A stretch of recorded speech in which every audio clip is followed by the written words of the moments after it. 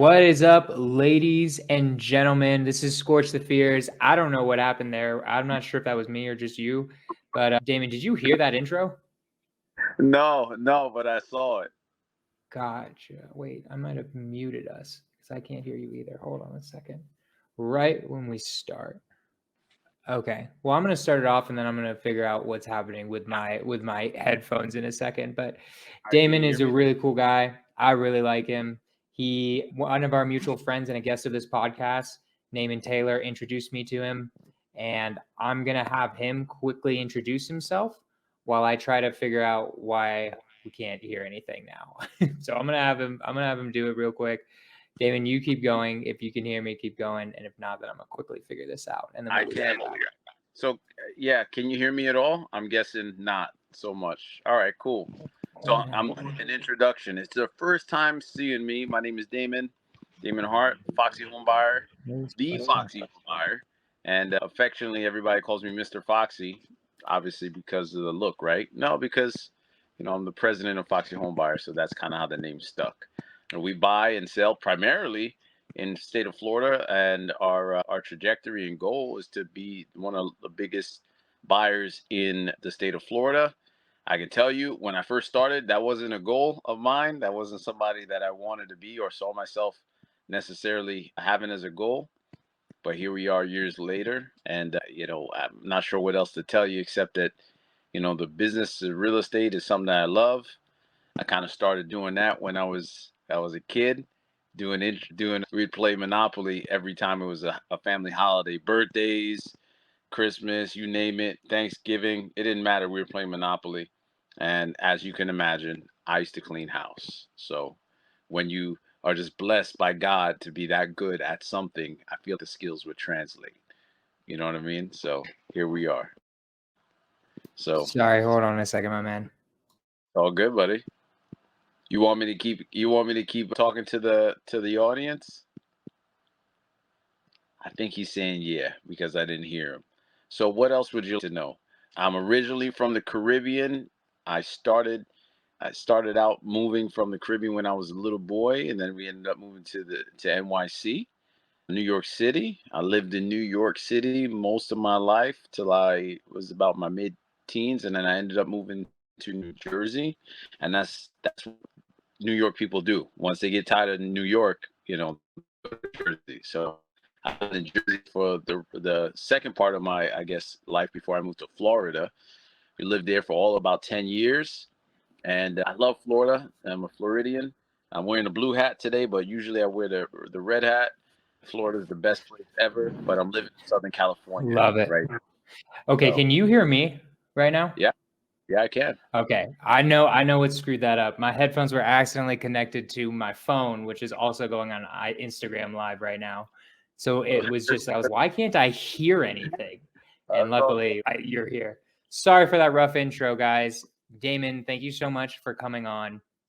I couldn't really hear any of that, but I'm going to start off just with basically the beginning. So I just want to start off with, how did you even find out about real estate? How did you find out about entrepreneurship? Were you a natural born entrepreneur? How did you find out about this world? That's funny. So I like to think I'm a natural born entrepreneur. I would always come up with, little things when I was little inventions, stuff that I would always want to sell. I wasn't necessarily dirt poor, but I was, we were kind of lower middle class. Both my parents worked. We had they both had good jobs, but we just couldn't seem to, kind of get out as a family out of the rat race, I guess. So, I was telling some of the listeners, I was playing Monopoly growing up when I was a kid, every holiday. It was like Christmas, birthdays, Great Easter. game. Yeah, I mean, that's what we did. And I would always clean house. I always wanted to be the banker. And when I would lose, I would get furious because I could get this game, right? And it was cool playing that, as a kid. And I think that's kind of where it first started, the idea. Wait a minute, you can start with like $1,000 and you could end up, buying up all this stuff and start getting paid every time somebody goes around. I was like, this is pretty cool. So I guess that's where it started for me. I absolutely love it. I mean, I loved Monopoly when I was a kid too. It was a great game in general. I just loved It's just such a simple concept: 3 greenhouses, 1 red hotel, and that leads to what, you know, we deal with. That's what real estate investing is, right? It's 3 Right. greenhouses, 1 red hotel. You Right. get it on Boardwalk, and then you just own the entire freaking block, and that's how you make money. Right. Except for the purples. You don't want the purples, right? Nobody.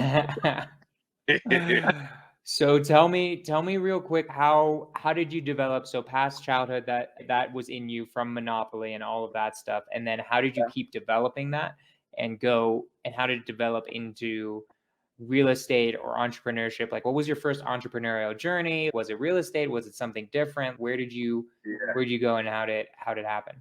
Yeah. So I'd say my first shot at entrepreneurship.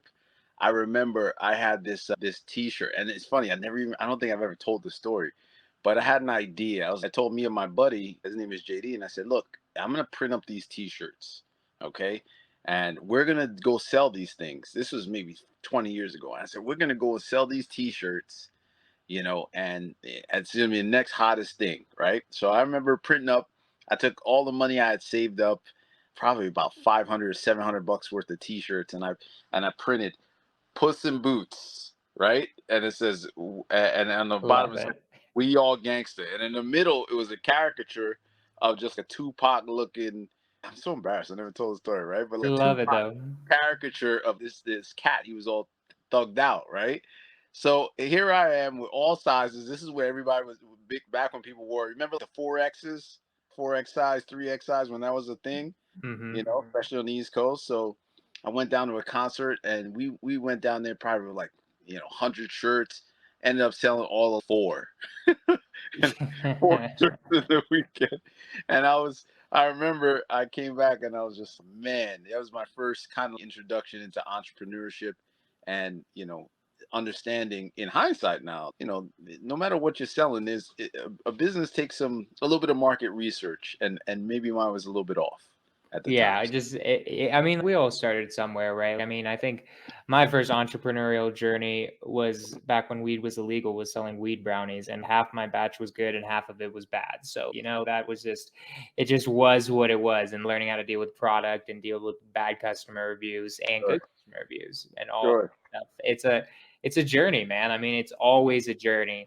So let's go into real estate. So how do you hear specifically about real estate investing?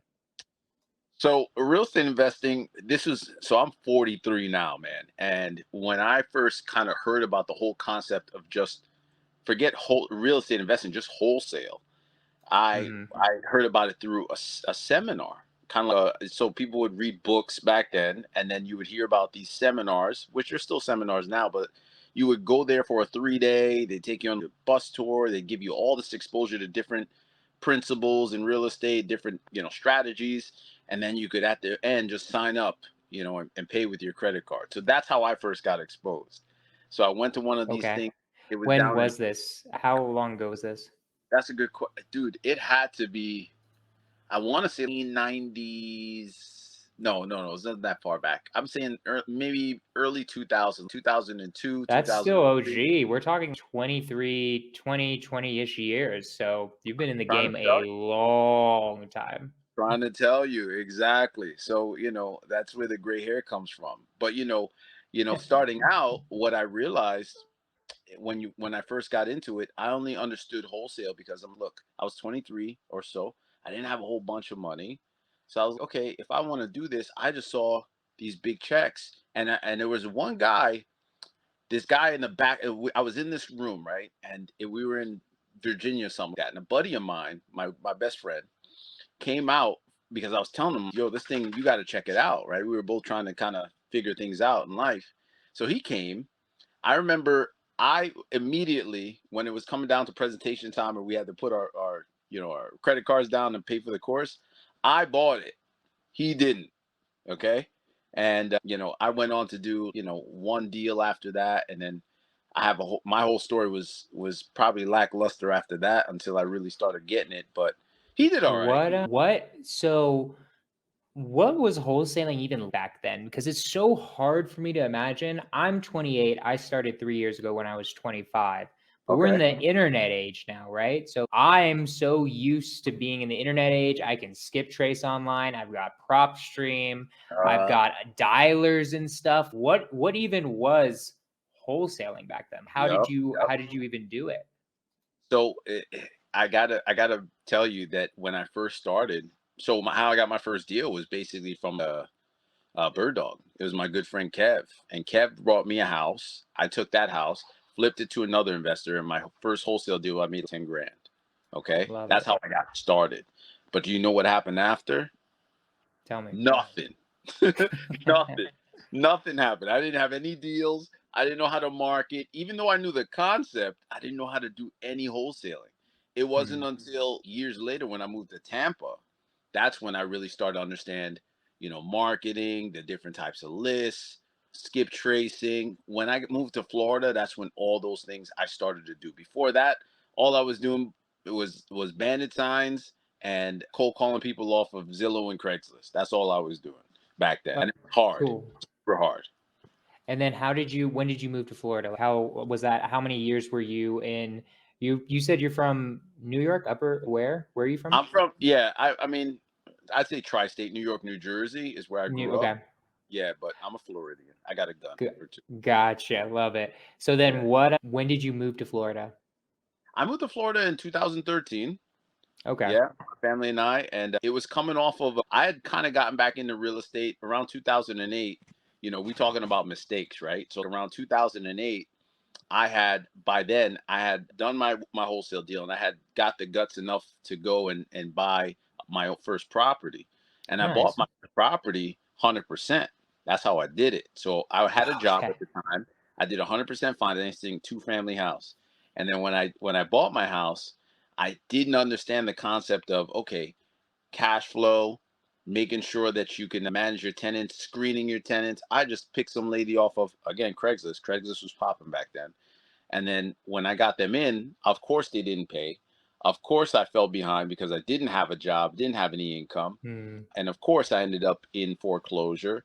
And of course I ended up ultimately filing bankruptcy because right around 2008, with all that happening, all the markets that I was in, I was in the real estate business for mortgages, just screeched to a halt. So it was tough. Gotcha. It was tough Gotcha. back. So let's talk about it real quick because I was talking with you about the point of this podcast. The point of this podcast, it's called Skorch the Fears. And the point is to help people get over their fears, right? To get over their fears of not being able to do this business and not being able to just go straight in, right? So Right. I want to ask you, I love hearing stories like this from people in 2008. Obviously, it's not because obviously, I wish you hadn't gone bankrupt, but I love Me too. getting, yeah, right. But I love getting the wisdom that you have now from that experience. Yeah. What I'm going to ask you two questions. One is how do you feel it would have been possible to prevent bankruptcy and everything you dealt with back then?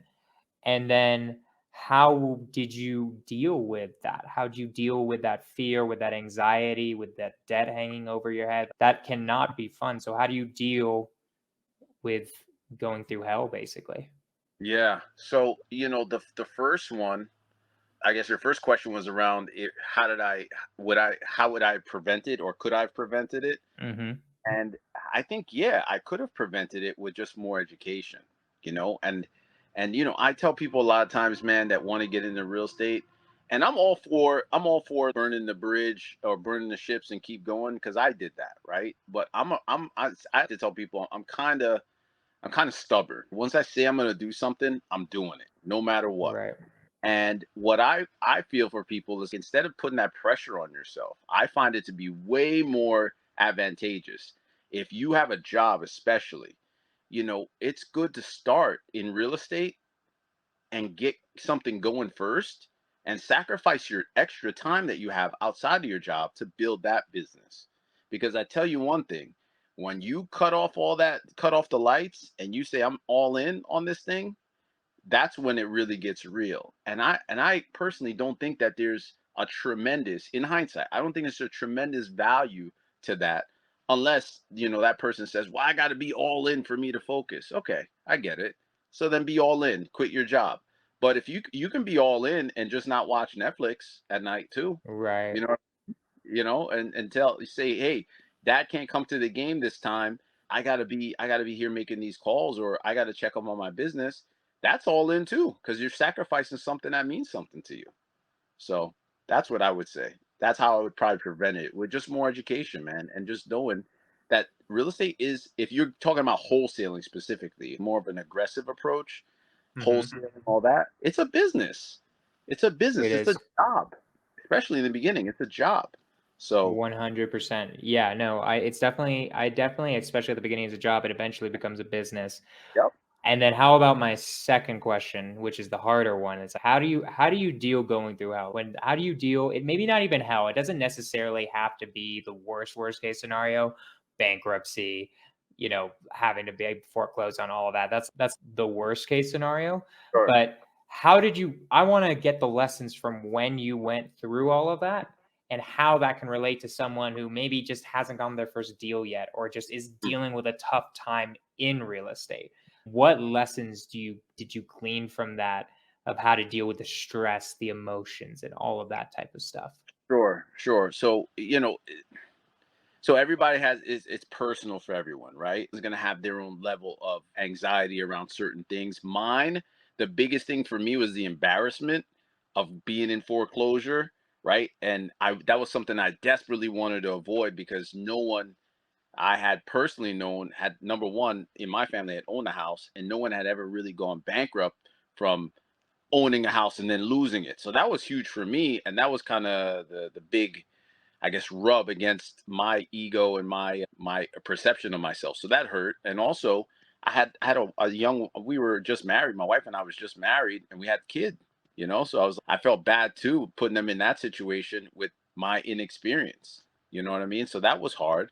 But I think, what you learn in being in the business long enough, or any business for that matter, is that you're going to hit some roadblocks. 100%. I have yet to meet somebody that's super successful and had gotten to a level, that I'm at or beyond, that hasn't had any struggles. It's par for the course. And if you prepare yourself for Yeah. that, you're going to be good. But the other thing is too, it's when that happens, just know there's a fix it for it. And what's the fix it? It's just information. It's just that simple. If you're not doing something, or you're not getting results, it's one or two things. Is either you don't have the right information, or you're not putting enough effort. So if you can control those two Right. things, you're going to get through whatever it is you're going through. Whether it's bankruptcy, you're not getting enough sellers on the phone, you name it. It's easy. Those two things you can control. Just Gotcha. Love it. So what I'm getting from you is, at least the emotional side of it, is just focus on the things you can control. Those two things are the main things you can control, but especially focus on what you can control. And this is what I've heard from tons of people too. When you're dealing with a stressful situation, what's making it stressful is you're deciding between something and not sure what is the right move. And that's the issue, right? 100%. And 100%. you need to and what you got to do is just focus on it, make a choice, and realize what's going to happen is going to happen, and just do the best you can. Because I would say that is one of the biggest things I see, especially with newer people, is the anxiety of, I haven't gotten a deal, how do I do this, what am I doing, how do I do a CRM, yada yada yada, right? So how did you what would you recommend, what would you have done, how would I say it? What would be the best way to get an education, in your opinion? Because I think education, you mentioned that's key. I think I'm super powered by the fact I've joined two amazing mentorships. Yep. But do you recommend mentorships? What do you feel is the best way to start it off? Dude, you hit the nail on the head, right? So we mentioned that I've been doing this 20 years, but Mhm. would you believe that I, for the first time after all this time, first mastermind group I ever joined was within the last year. I find it crazy. And the Yeah. thing I can tell you, being in the business as long as I have, is that I saw people come in with way less experience, real world experience, going and selling door to door. I did, owning my own business, going back, whatever you want to say, having family, all that. Sorry about that. I went from that to all the way coming back, and and then when it was time to be in the business with those people leapfrogged me. Those guys, Mm-hmm. I saw people come in, make way more, have more success, and then leave the business. And I'm still here, just putzing along, is what I saw. And it Right. hadn't been until I joined a mastermind group, started to put myself out in the public eye a little bit more. That's when things changed. So to answer that question, buddy, it's as simple as, if you want to be successful in this business, this is what you got to do. Listen to what Mr. Foxy's telling you right now. Let's hear it. First and foremost, you got to work with somebody that's in the business. Mm-hmm. 100%. Because if you're not working with someone in the business, here's what you're going to do. You're going to do what I did. You're going to think that the world is just as complex as you think it is. You're going to work really, really hard. You're going to burn yourself out, and you'll quit, you'll start, you'll quit, you'll start, and you'll putz along until eventually something else that comes up that's shiny, and you'll move on to that, because you'll think that, oh, this isn't working because I'm not making the progress that I want. Okay? That's what Right. to do. So if you wanna accelerate your growth, do what Jonah did. Go get a mentor. 100%. Somebody that's in the business that's been there before you. That's gonna push you along. And then the other thing is, once you have a mentor, the thing that you can control is your mindset. You know, that's what you Yeah. can control. You can control this. I was always really good at that. It's just getting the advice from others that was a challenge for me. But if you can control this starts at the top because it controls everything else as well. Yeah. So if you can control this thing here and make this work for you instead of the other way around, buddy, you got way better chance to do it. And then the rest of it is just effort. And if you want to cut down on the amount of time, put more effort in. That's it. Do more of the Right. activity so you can get more of the time, cut down and reduce, because nothing's going to happen if you don't put any effort in. True. True. I love it. I mean, yeah, I mean, it's really that simple. It's just learn from someone who's doing way more than you are. That's number one, because they're just steps ahead of you. Yep. And then number two, just do the work. That's real estate, right? It's so crazy. That's the thing that's crazy for me about real estate, is I can't believe how simple it is. It is crazy to me how simple it is. Yep. Like, it's not easy because you got to constantly be doing it and constantly be working on your craft, but it's so darn simple. Mm-hmm. So, Mr. Foxy, because I've got a nickname, I'm going to call you that. You're welcome. What? I kind of skipped over my first question. And my first question usually is, when you were starting out, what fears did you have? Do you have any fears when you were starting out? I know it was even before you went bankrupt and all of that, but do you have any fears? What were your fears, and how did you overcome them when you were just starting out? Of course. Yeah. It's funny. I have a 17-year-old son, right? My wife and I. We have a 17-year-old son. He was a baby then. Now he's almost a man. And he himself is now in the entrepreneurial space. He started a small little ad agency doing social media marketing, things that I'll do Nice. plug zippy advertising. Look him up, right? So he's getting into the space, and what he says is, Dad, a lot of my friends don't understand what I'm doing. He's like, Yeah. no one. I tell them I got to work. They say, why? Come on and surf. Go play basketball. Let's go eat. And he's, no, I got to work. I'm doing this right now. I got to get this stuff done before I go. And he says they don't understand it. And to me, looking back, it was a similar fear for me because, you know, growing up in a West Indian household, everybody, tell you go get a job. You know what I'm saying? That was the thing. That was my parents Mhm. did. My parents did. They had jobs and jobs and jobs. No one was ever owning a business. And when I started talking about, I don't know if I want to do the job thing, I want to own a business, everybody was, why are you doing that? And that was the biggest fear for me to get over. You know, that was the biggest thing that I had to get through, is just saying, hey, I can do this even though nobody believes in me. you know? Right. And I think how I got over it is just, even though my mom at the beginning wasn't super supportive, she was always kind of confused. But I think I got it from just looking at who she is as a person. My mother is someone that I feel she always told me, if you put your mind to something, you can do it. And I felt for me, if I just took the time and just put my mind to it, things would work out for me. But I also had the pressure, and it sucked along the way because I didn't have the income. So I would say for people, anybody that's thinking, okay, what's a struggle that could come up, dude, they're gonna be personal, they're gonna be yours, but you just got to know up here that if you have a roadmap, if you have a little a method of doing it, and look, you said it, it's the information age, 2023. There ain't no lack of information. Okay. True. There's a million people that tell you how to wholesale. You just got to decide which one's going to be good for you. And then go ahead and start doing that thing consistently. If you can do that, then you're 100% guaranteed success. 100%. You come back to me 6 months later and tell me, yo, I made it. And you told me that you would do it. I know you will. The thing is, here's the rub. Because we're in 2023, everybody wants things in 15 minutes. Right. And that's not how it works, baby. 100%. So I want to ask you, because this is something I've noticed. It depends completely on the culture, right? I've interviewed people from all different cultures now, Asian cultures, West Right. Indies, just literally every single one, Latino cultures, and they all have different problems, right?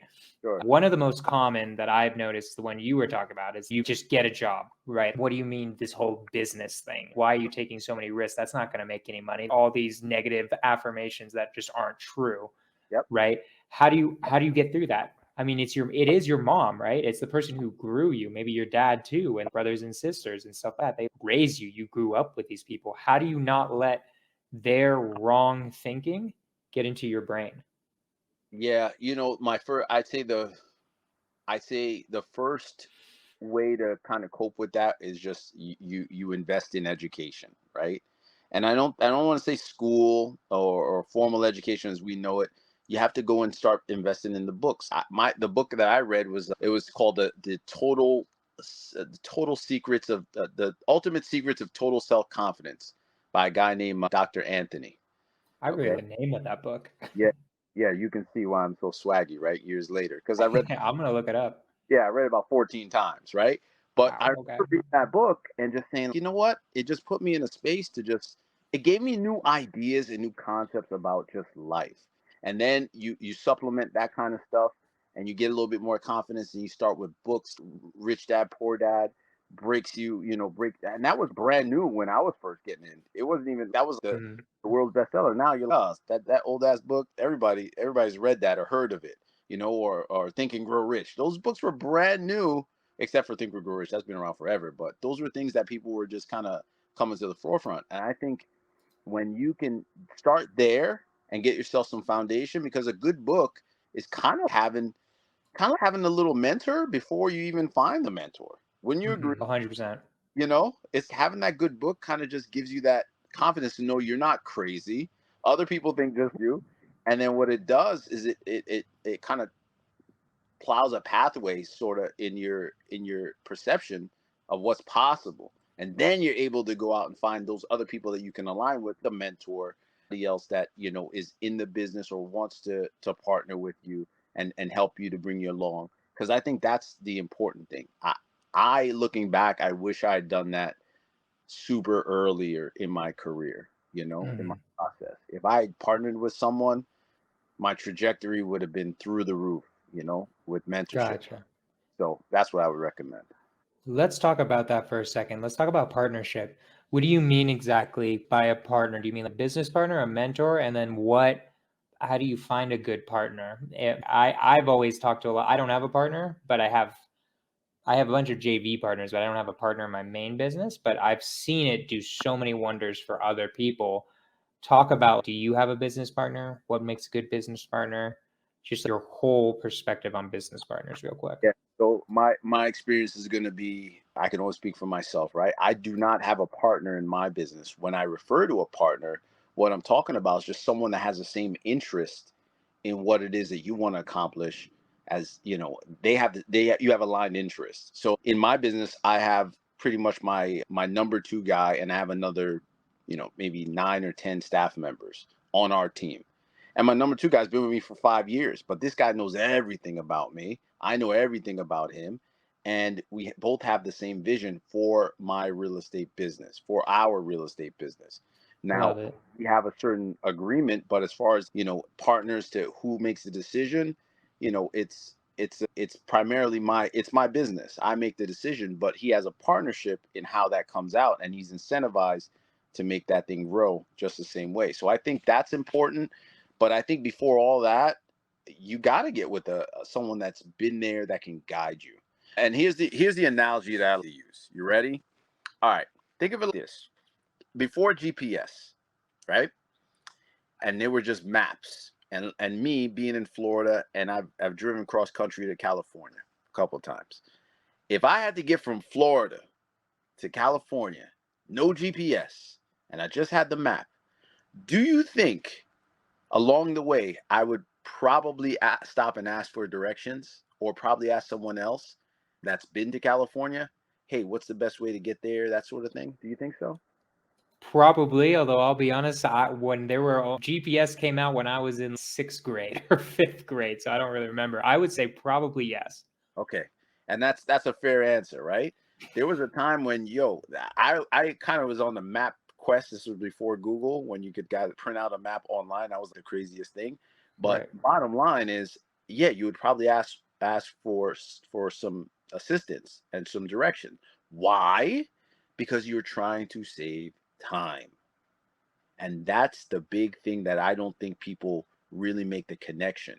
They feel they have the tool, right? They have the CRM, they have the list, they have the, the what to say, the script. They don't have the know-how. They don't have the experience. So if I had to get from California without GPS, or Florida to California without GPS, I'd have to ask someone. And I think people want to get to their destination, and they severely underestimate how much effort it's going to take, and that they might take some wrong turns along the way because they've never been there before. So why not ask somebody? That's why I say that's the way to do it. I agree 100%. I think it's super freaking smart. Yeah, I mean, why would you?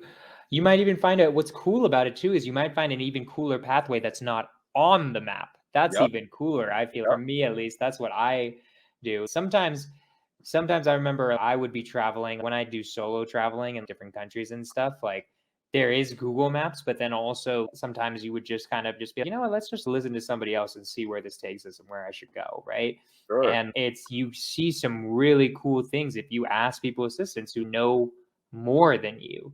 So guys, how Mr. Fox is talking about this right now, education is so freaking key. Real estate is not reinventing the wheel. We are not talking about tech.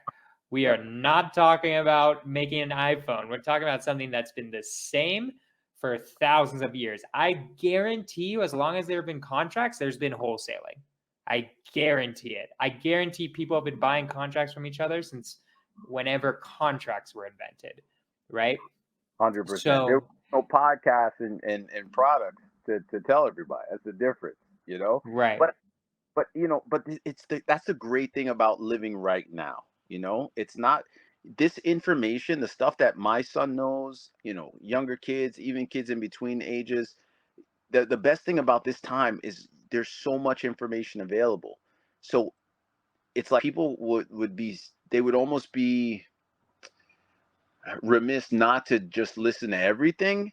But you got to understand too, some information isn't for everybody. I feel if you really want to get somewhere, the only way to filter out what the effective is from the non-effective is to find somebody that you trust, somebody that's credible, and then kind of link up with that person and do whatever it takes.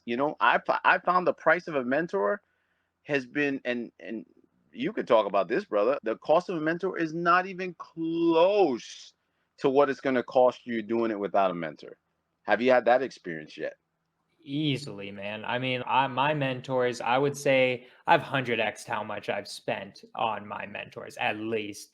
I probably 10 to 20x how much I've spent on education in general, masterminds and events and all that stuff. there is no better return than education and investing in yourself. I don't think it exists. If you become knowledgeable on the topic and you are able to do wholesale deals and be able to do buy and holds, that is 10 times more valuable than than the actual investments themselves. It's like there's no better investment than yourself. How they should reach out to you is Instagram, right? That's probably the best way. You can. Or is there a different way? I'm old. I'm old, right? 43 is old when you talk a millennial language. You can call me 813-413-7929. That's my phone. That's my real phone number. You can call me, text me, whatever. And you can also hit me up on Insta. I guess watch the replay here or whatever. Just look me up, Damon Hart. I'm a guy. I'm a caricature. I'm wearing a hat. I won't be hard to find. I'm on all the social medias except for Twitter. I just don't understand. I love it, man.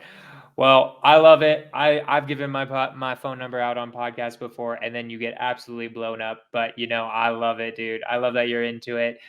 What else can we do for you? Is there anything else we can do for you as a thank you for coming on to the podcast? Brother, if I could just say, I appreciate it. You're saying thank you to me, but I would just say thanks for having me on. Thanks for giving me the platform, and thanks for promoting all the love, man. For me, what you're doing is just shedding more light on this industry and why it's so special, why it's so powerful for people. And it's not just real estate in my world, bro. Like I feel like real estate is what's been great for me, but business overall is the American dream. That's why we're all here. So if we can just keep uplifting each other and focusing on helping each other grow, we're doing that much more. So I'm stoked about that. So yeah, do that for me. Keep doing this podcast. How about that? That's what I'm looking I will. I've been doing it for a year and 3 months, and I had missed 1 week, and that was Christmas last year. That was the only week I missed. So I'm gonna keep doing it. Mr. Foxy, you're amazing. Stay afterwards. Let's talk a little bit.